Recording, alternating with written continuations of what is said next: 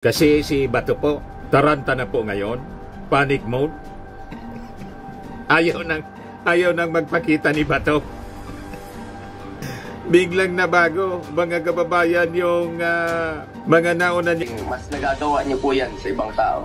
Nagsasalita si Bongo yata. Yeah. Ito yung congressional hearing. Pakinggan muna natin, mga kababayan, ito before natin balikan. We're not members of the ICC. We are not members of the ICC since President Duterte withdrew our membership in 2018, effective 2019. Bato na po. Sabi niya noon, if there is a warrant, I am ready. I'll take care of the president. That is my purpose. And I'll submit myself if there is... Nagbabagang mga balita at pagtalakay sa mga isyu ng lipunan. Bulsa! Opinyon, banat at paglalantad sa katotohanan. Bulsa! What you see is what you get. You decide. Joke time muna tayo kasi tensyonado ngayon ang Pilipinas. Nagpapaimbestiga si Super Ate, Amy Marcos, kung legal ba makatarungan yung pag-aresto kay Digong. Ongoing ngayon po. Dito muna tayo sa kwentong katatawanan po para relax tayo. Iwas stress. Padala siya ni Ans Greenfillian, Catalonia. May isang taxi driver daw. Sana iya. Sumakay yung isang Japanese na medyo mayabang. Sabi ng taxi driver, "Where you go, sir?" Sabi ng Japanese, "Go to Shangri-La Hotel. Near SM Mega Mall in Mandaluyong." Sabi ng taxi driver, "Okay, sir." Ngayon, nag-umpisa ng magyabang yung Japanese. Habang dumadaan sa Makati, itinuro ng Japanese yung SM Mall Makati. Sabi ng Japanese po, "You know, in Japan, we construct that kind of building in just 8 months. Very fast." Sabi ng taxi driver, "Really?" Sa isip niya, ang yabang talaga nito. So habang tinatahak yung kalsada sa EDSA, tinuro naman yung isang building, isang high-rise building po. Sabi ng Japanese, "In Japan, we take to construct that kind of building in just 5 months. Very fast." Sa isip ng taxi driver, imposible naman itong sinasabi. Sobrang yabang talaga nitong Japanese. Nang dumating yung taxi sa Shangri-La Hotel sa Mandaluyong, sabi ng taxi driver, you pay 3,500 pesos for taxi fare. Sabi ng Japanese, "What? Very expensive? Why very expensive ba niya?" Sagot ng taxi driver po, "Oh, the taxi meter made in Japan. Very fast."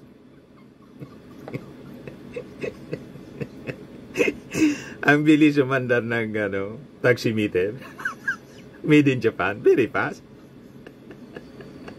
Nagkabawi po, mga kababayan, yung taxi driver. Tablado. Tablado yung yabang ng Japanese. Very fast ka dyan na very fast. O very fast yung pagandar ng metro. Made in Japan. Di ba? Parang yung yabang ni parang yung yabang ni Digong, bumuelta sa kanya. Nagbumirang, mga kababayan, backfire sa Japanese. Matik na po, 200 pesos, pakipadala na lang ng GCash number. Kasali ka na rin sa raffle draw. Sa monthly raffle draw, 5,000 yung mabobonot natin ang price. So yung hindi mabobonot, kasali pa rin. Sa December po, grand prize natin, 10,000. Ito na siya. Bueno, dito na tayo sa mga topics natin. Kasi si Bato po, taranta na po ngayon. Panic mode. Ayaw nang magpakita ni Bato. Biglang nabago, mga kababayan, yung mga nauna niyang sinabi na willing siya, handa siya na harapin ang kaso at magpahuli. Sabi ko sa inyo, nawala yung brand nilang maisog, yung pinangangalandakan nilang maisog, yung mga maisog na DDS vloggers po. Sila yung susunod na hahantingin ng Congress. Sa Friday daw mga kababayan, pag hindi pa sila dumating, matutulad na talaga sila, wanted na sila. Pagiging pugante, magpapalabas na niyang warrant of arrest, arrest order pala yung Congress. Yung 11 vloggers ng mga DDS. O ngayon, balikan natin si Bato. Sabi ni Bato kahapon, Bato, hiding from authorities an option but not surrendering. You see? Ngayon, mamaya mga kababayan, ibigay ko din sa inyo kasi si Super Ate nagpa-imbestiga. Maganda itong ginagawa ng Senado mga kababayan. Kasi dito natin madidetermine kung talagang it is in order. Tama yung pag-aresto, walang nilabag na batas. O ito po. Sinungaling, mas nagagawa niyo po yan sa ibang tao. Nagsasalita si Bongo yata. DFA, please. Yeah. Ito yung congressional hearing. Good morning. Yes, you recognize. Pakinggan muna natin mga kababayan ito before nating balikan si Bato. To the best of your knowledge and in the consideration of the DFA, we are not a member of the ICC. Thank you. And the DOJ, having been referred to, may call on Secretary Remulla, please, to clarify the issue. We are not members of the ICC, ma'am. So, whatever relationship we have with the ICC is on an arm's length basis. We have to talk to them, but we have never spoken to them. We have never spoken to them. I didn't hear you. Whatever relationship we have, it's on an arm's length basis, meaning very transparent, if ever. But we have never spoken to them. Arm's length. Yes, ma'am. So you have had contact? No, ma'am. Arm's length. We do not have any contact. What we're saying is we are very transparent about what we do, and we have never had any contact. Gustong i-determine ng Senate Committee on Foreign Relations, chaired by Amy Marcos, has no jurisdiction here. Kung yung pag-aresto kay dating Pangulong Digong, of the ICC, yung pag-issue ng warrant of arrest belong to a ng community of ICC, nations, ay that is tama. tied together by a legal system called international humanitarian law. It is being adopted by more than 150 countries in the world. International humanitarian law, which became a law in 2009 or 2010. And that law, that domestic law, is what we adhere to in this case. Are you referring to RA 9851? Yes, ma'am. Because you indicated the date is 2009, is that correct? Yes, ma'am. Thank you. So therefore, we are not members of the ICC. We are not members of the ICC since President Duterte withdrew our membership in 2018, effective 2019. Okay. That being the position of the DILG, I assume that Secretary Remulla in the DILG also maintains the same. Yes, ma'am. I refer to the of the Department of Justice. And the PNP, General Marbil, please. Yes, Madam Chair. Thank you. If that is therefore an unqualified yes, and you are in agreement with the President that the ICC has no jurisdiction whatsoever, what was the DOJ referring to as the ICC's jurisdiction in the Philippines being different from us being a member? What is the distinction, please? Ma'am, the ICC tries people for individual crimes, not states. So the Philippines, the state, cannot be called upon by the ICC to do something for. When the ICC is running after individuals who are Filipino citizens, then it becomes another kind of obligation. So that therefore, the Senate ratification ICC Gustong i-determine kung tama ba na nakipag-cooperate mga kababayan ang ating gobyerno sa Interpol. Maganda din ito na pinatawag ni Amy Marcos para matuldukan po ang controversy. When our individual being asked by the ICC to explain, it is another matter as a state is different from an individual.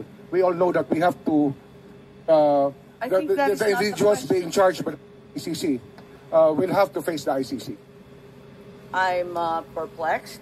A made it very clear that as we withdrew, We are no longer a state party to the treaty, and now you're saying that we can nevertheless fall under Pro digong po si Amy Marcos.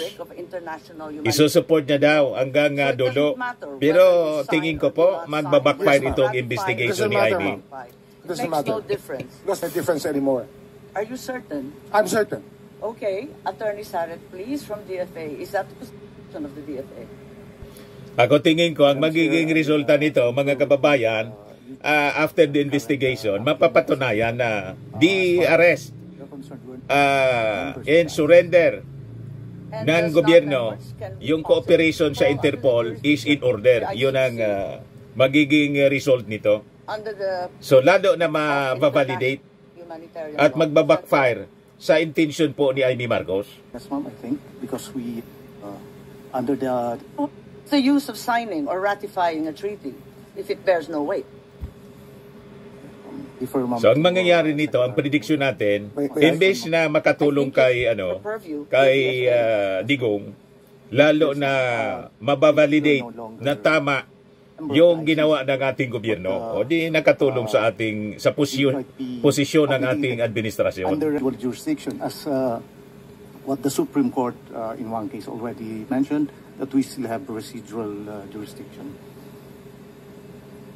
Thank you, Madam Chair.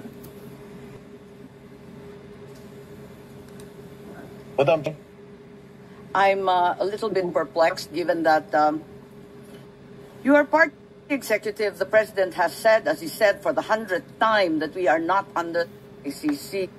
Why is the SOJ that we are nevertheless somehow, in some miraculous way, under the rubric of gusto niyang tulungan si Digong. humanitarian law? Yan ang intention na Amy Marcos. Pero tingin ko, imbis matulungan niya, lalong na diin. It is not the Philippines that is under the jurisdiction. It is the individuals who are charged by the ICC, which is the jurisdiction. There is a distinction, ma'am.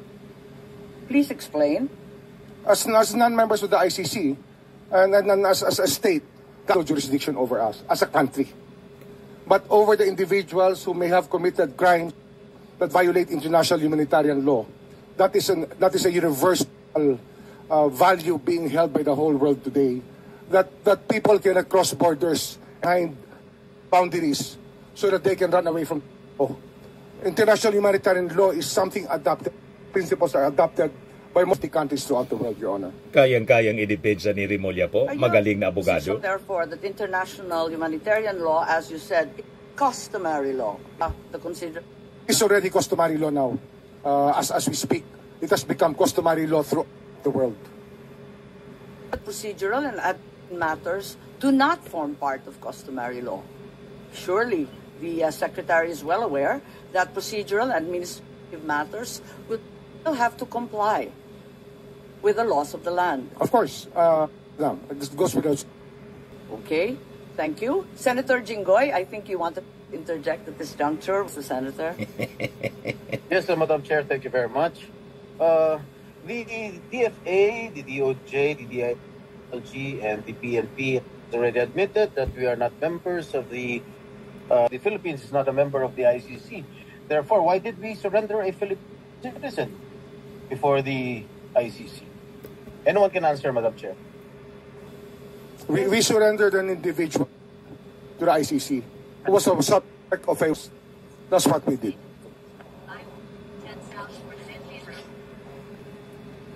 Wala si Jinggoy dito, nasa ibang bansa yata. Let's pursue the question Nasa of pagbakasyon the siguro. international humanitarian Online lang siya. law. Since procedural and administrative matters do not fall under customary law, ICC processes, therefore, are not part and parcel. Madam Chair, the distinction of the ICC process of issuing a warrant of arrest, something accepted through a treaty, the International Police Organization. You have just contradicted yourself, sir. You said it was customary, and now you're saying it's by treaty. We can be very technical about it, ma'am. But we can be very technical about it if you wish to be. But the fact is, it is our accession to Interpol, if all of this possible. We will go to the Interpol later. Let us discuss the ICC at this juncture.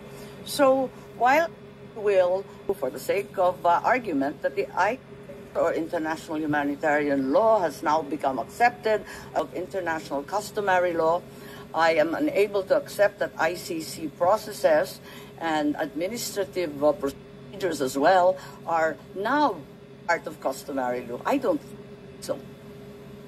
The processes are not. We have our own administrative processes. If you ask me about, Madam, say that the IHL is the domestic law that we followed in recognizing the warrant of arrest issued against Rodrigo Roa Duterte. Which domestic law and process did Republic Act 9851, Your Honor. as mentioned? Yes, as mentioned previously, and within the provisions allows us to May batas tayo. options at extradition or surrender. We chose the executive mode, which is surrender. We will go to that later, but at this juncture, therefore, I get an acceptance from the Secretary that, in fact, the process that should have prevailed should have been those stipulated under RA 9851 or our own local law. We follow the process. Thank you. So that's correct. On the same day, if I may proceed, the President also said, I do not see what its jurisdiction is, referring once again to the ICC. Can we bring back the video? We have in our police and judiciary a good system. We do not need assistance from any outside entity. Again, as part of the executive department, you have this view, I assume. Yes, Madam. So to clarify, the statement means that the President was not recognizing the jurisdiction of the ICC over the crimes allegedly committed by the former President. Is that correct? We do not recognize the jurisdiction of the ICC over our country. What we recognize is the jurisdiction of the ICC over individuals who may have violated international humanitarian law by committing murder and other heinous crimes. Malinaw If I po. may, I think that was referring the jurisdiction of the ICC over crimes, specifically crimes committed by PRRD. Isn't that so? Can you rephrase your question, ma'am? Well, you said that ICC has no jurisdiction over the Philippines as a state. It maintains jurisdiction over individuals and crimes under Yes, the ma'am. international humanitarian order. Yes. Right. What the President said is that there is no jurisdiction over the crimes committed by the former President. Well, Because we have a functioning police and judiciary system. Unless you submit that we don't. bit that we don't want, ma'am. That we don't have a functioning police force. We have a functioning or police a force. Judiciary. We have judiciary. What we are dealing with here You're is crimes contradicting your committed President, 14 years Secretary. ago to 2019. We're talking about timeline, Your Honor, that we were not even here yet, and that it was very hard. Ma'am, may I Yes. continue? Yes, carry on. Well, yes. it was very difficult of us. We made our No, the commitments. President made it very clear. We made our commitments to the United Nations that we would investigate all these crimes committed during the drug war. And it was not a very easy task, ma'am. Because the people that we expect to be cooperating with us. So, although we're still doing our investigations on the EJ case, on the extrajudicial killings committed during that time. Yes, reviewing the drug war, the President clearly means jurisdiction over individual. It's very, very clear. There's no area for quibbling. And if you say there's jurisdiction over individuals, I don't believe that you are in agreement with your President. As a matter of fact, the ICC does not try countries, after all. They do try Our individuals, views however. evolved during times, and I don't So you know do admit if he that still you- has the same view because we are talking about a clip which was done 1.5 years ago. our minds can change, ma'am. We cannot just stay in one rut and say that this is the absolute, because our minds may change, and we are allowed that by the law of man and the law of God. Yes, of course. Of course, we all change our minds, and Mr. Secretary, saying that the President changed his mind. Well, I cannot speak for him, Madam. I cannot speak for him. Your conclusions are really your own. Tanungin niya yung kapatid niya. They are not my conclusions. It's a bold Kapatid niya si statement, President Bongbong. Di itanong niya, bakit hindi niya may tanong? Kapatid niya You yun. cannot adapt to your statements of belief. Respect them. The statement of the President is very, very... I would like to show Invite also niya si President. a letter in December of 2023. Yun ang dapat gawin ni Amy Marcos. Can you enlarge it so that Invite it's niya. much clearer? On screen is a letter dated 15 December 2023 addressed to Vice President Sara Duterte. The President says that the jurisdiction of the ICC over the Republic to the effectivity of its withdrawal is very much in question, and all the members will echo my views on the matter. Would you like to comment? Anyone would like to comment on that letter? If this was in fact a work in progress, as stated by Secretary Remulla, as of 15 December 2023, all the secretaries and undersecretaries already holding such positions at that time also viewed as stated by the President himself in the letter. We did not assist the ICC, ma'am. We continued the tenor of the letter that we did not assist the ICC. Contact with them, while the investigation that they conducted was through their own methods, and we did not in any way assist them. As said in your letter, we cannot. It's not my letter, sir. It's the... Ang tinulungan po ng ito si Amy Marcos. Hindi man tayo tumulong sa ICC. Tumulong tayo sa Interpol kasi member tayo ng Interpol. Yung ang nakalimutan po ni Digong, umalis tayo sa ICC, hindi umalis sa Interpol. Ang ginawa ng ICC, humingi ng tulong sa Interpol, in which obligated tayo. Malinaw yung paliwanag ng ating Pangulo. That we did not, that no government agency, the DND, never cooperated with the ICC as in accordance with the statement. Okay, and are there any other secretaries who'd like to verify that? Ang kulit niya, ni Amy Marcos. Pero sabi nga natin, mga kababayan, ang tingin ko dito, ang ending nito, mga kababayan, lalo na mabavalidate ang Senate investigation. Ang objective sana ni objective ni Amy Marcos, ma-invalidate yung ginawang pag-surrender ng ating gobyerno sa Interpol kay Digong, at lumakas yung posisyon ng mga Duterte, ng mga abogado ni Digong na bring Duterte home. Pero tingin ko, baliktad yung mangyayari, lalong madidiin. Kasi po, mababaliwala. Once na-validate na itong Senate investigation ni Amy, na tama lang yung ginawa ng ating gobyerno. O ngayon, balikan natin si Bato de la Rosa. Kasi tingin natin, siya na yung susunod. Kaya nagtago na po. Bato versus Bato na po. Sabi niya noon, if there is a warrant, I am ready. I'll take care of the President. That is my purpose. And I'll submit myself if there is a warrant. Tapos, kahapon mga kababayan, ito na yung sinabi niya. Well, kung wala tayong makita na hustisya dito sa ating bansa, bakit ka susuko, di ba? Kasama yan, hiding from authorities sa kinoconsider natin. Kasama yan sa courses of action na pwedeng gawin. Di lalo, mga kababayan, isinuport ni Bato yung argumento ng mga nag-akusa kay Digong at sa kanila. Nagaya sila nag-file hindi ng kaso dito sa Pilipinas kasi sa paniwala nila hindi sila magkakaroon ng hustisya dito. Kaya sa ICC sila nag-seek ng justice. Reinforce lang po ni Bato sa kanyang statement kahapon. Yan kasi po hindi pinag-iisipan yung mga yung mga statement. In effect, yun ang pinalalabas ni Bato, reinforcing now the position ng mga nag-akusa sa kanila na dapat talaga sa ICC kasi dito walang hustisya. Ayan o. Well, kung wala tayong makita na hustisya dito sa ating bansa, bakit ka susoko?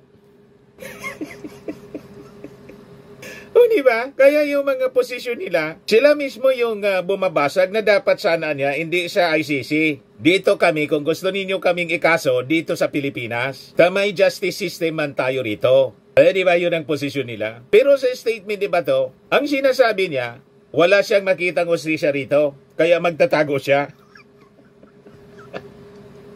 Pero noon, ang tapang-tapang niya, no? Ang tapang-tapang ni Bato. Ayan si Bato noon, mga kababayan, pakinggan natin. Go ahead, make my day, Mr. Trillanes. Sabihan mo. Sige ka lang, ngak dyan ng ICC. Sige. Go ahead. Kahit sumama ka pa, mag-serve ng warrant. Sumama ka. Ikaw mismo magpusa sa akin. President Sabi natin mga kababayan, huwag kasi masyadong nagyayabang.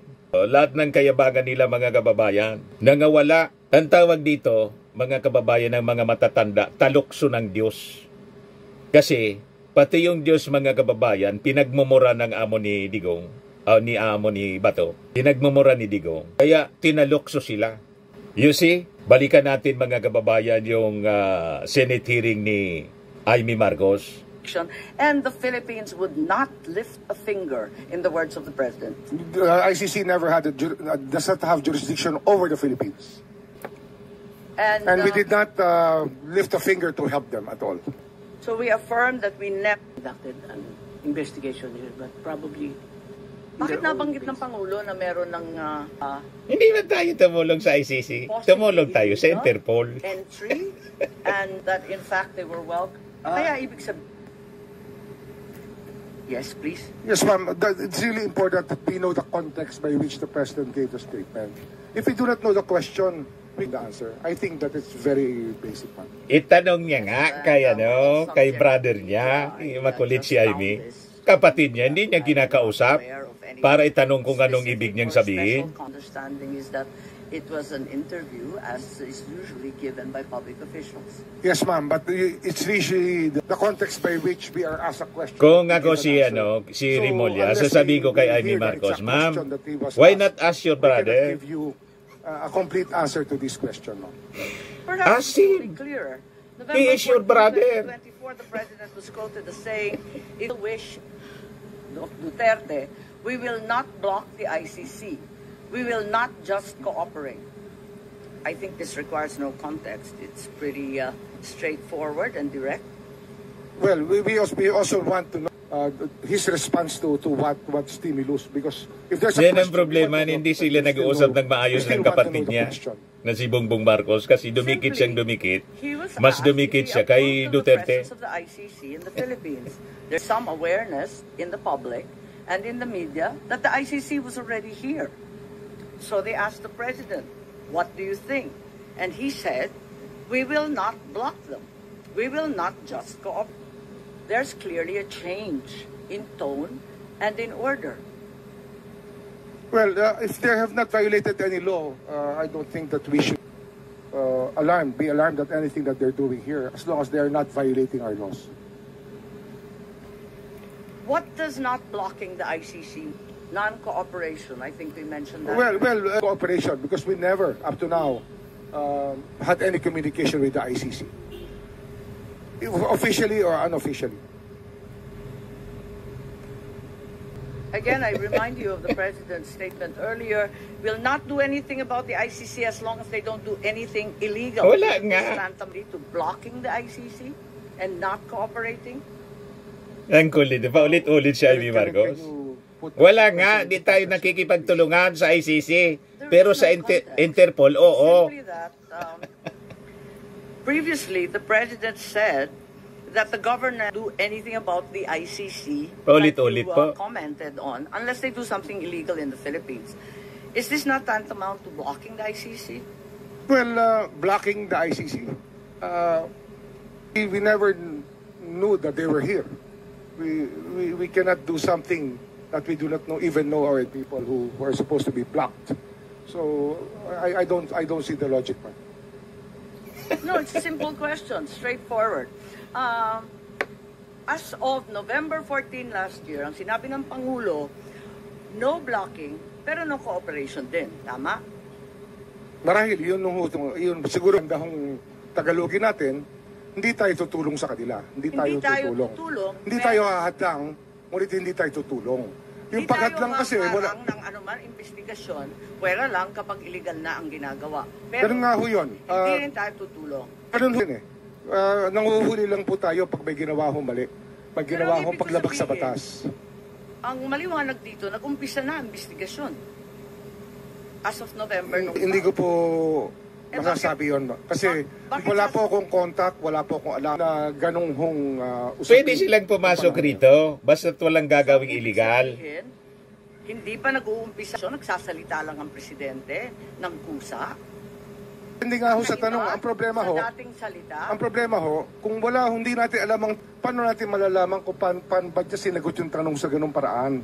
Kaya kung pwede ho, ilagay nyo natin ilagay po natin sa talata, yung tanong na tinanong kay Pangulo para malaman natin kung ano ang kanyang sinasabi. Kasi hindi ho eh. Ang ganitong salita po ay response po sa isang tanong. Kaya dapat yung tanong po sana iharap niyo po sa atin para buo po. Para buo ang pag-uusap. Tsaka sino po ang tanong? Anong pagkakataon yun tinanong? Hindi obra si Jaime, hindi man siya abogado. Siya ang nagtanong at ang simpleng tanong, aprobado mo ba lisensya ng ICC in the Philippines? I think the identity of the media is irrelevant. The question, does he approve of the ICC in the Philippines? Ang sabi niya, simple lang naman, ay kapag walang illegal, talaga naman sasalubungin natin sa ating bansa pagkat tayo ay bukas at malaya. Yun nga ho, tama. Yun talaga hong hanggang wala hong ginagawang illegal ang tao, ay pababayaan natin silang manatili sa tahimik. Tama. Ngayon, ang ibig sabihin nito, nag-umpisa na ang ICC investigation. Maybe we ask Secretary Anyo, please. Kausap po, hindi man gobyerno, kausap mga pribadong complainants. Kailan nag-umpisa yung parating nila, yung pabalik-balik ng ICC. Madam Chair, wala po kaming, hindi po kami aware na nagkaroon ng investigation dito. Ang ICC ng mga panahon. As of November noong nakaraang taon, wala pang ICC investigation na nalalaman po ninyo? Wala po kaming nalalamang investigation. At wala po kaming namomonitor na pumuntang ICC investigator. Saka yung tumulong po, yung mga private complainants, mga abogado, sila yung tumulong. Walang saklaw doon yung ating gobyerno. Maidagdag kayo. Dahil ang tindi namin, pag narinig mo, nabasa mo, simpleng sinabi na ni Presidente, hindi namin pagbabawalan. Ano kaya yun na pagbabawalan? Kung hindi pa nag-umpisa, bakit sinasabi niya, hindi ko pagbabawalan hanggang hindi illegal? Nakakapagtaka. Po, Madam Chair, wala rin po kaming informasyon at saka na-monitor na meron po ICC during that period, Madam Chair. So ang Pangulong mag-isa ang nagsabi na hahayaan niya ang illegal na ang gawain. Itanong mo nga ng direkta sa kapatid mo para hindi ka tanong ng tanong sa ibang tao. Wala naman na naibigay sa kanya tungkol doon. Ay, nago ito si Jaime Marcos. Opo, Madam Chair, wala po kaming information. Pinoproblema yung hindi man dapat problema. Presidente po, Madam Chair. Thank you. As we speak today, what is the stance of the executive? Does the ICC have jurisdiction over the crimes committed between November 2011 and March 19, 2019? We just follow the Supreme Court's dictum in the case of Pangilinan Cayetano. And that is? That is residual jurisdiction up to 1 year from the date of withdrawal. Up to 1 year, right? Yes, Should Madam. bring us to March 2019. 2020. 2019. Yes, ma'am. So, pati yung residual jurisdiction na sinasabi po ninyo, hanggang 2019 na lang. Yes, ma'am. So, yun po sabi ng Korte Suprema. Tama. So, ngayon wala na. Maski residual jurisdiction, wala na rin. Wala na po. Kasi 1 year lang eh. Pero tandaan po natin, ma'am, na ang ICC sa buong mundo ay tinitingnan ang ginagawa ng mga individual na marahil ay nakakapanakit sa kapwa nila. at gumagawa po ng pag-violate ng mga karapatan ng mga tao. Yung po yung tinitingnan po na ICC rito eh. Kaya ho, hindi po yan ang ating tinitingnan eh. Ang tinitingnan po natin talaga, ano pa talaga ang ICC? Ang ICC ay tinatag upang habulin yung mga individual na lumabag sa batas ng tao at sa batas ng Diyos. Yun ang pagkakaunawa ko. Walang patutungang mabuti itong Senate investigation ni Amy Marcos na kung ang objective niya makatulong kay Digong, tingin ko po ang mangyayari, baliktad.